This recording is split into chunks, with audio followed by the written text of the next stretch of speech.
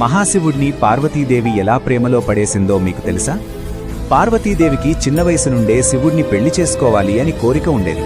కాని ఆ పరమేశ్వరుణ్ణి ఎలా పెళ్లి చేసుకోవాలో తెలియని పరిస్థితి. దాంతో పార్వతీదేవి శివభక్తుడైన పర్వతరాజు దగ్గరకు వెళ్లి, స్వామి, దయచేసి నన్ను శివుడి దగ్గరకు తీసుకుని వెళ్ళండి, నా శివయ్యకు సేవలు చేసుకుంటాను అని ప్రాధేయపడుతుంది.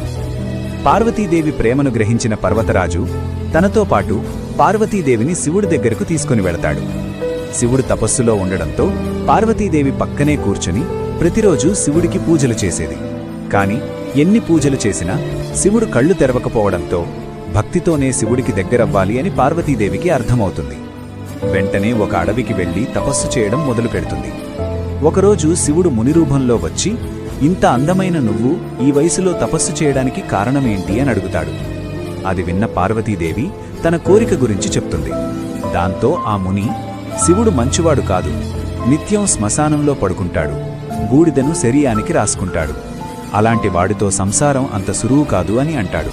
అప్పుడు పార్వతీదేవి కోపంతో, అనంతలోకాలకి అధిపతి అయిన ఆదిశంకరుడికి అర్ధాంగి విలువ తెలియదు అంటారా?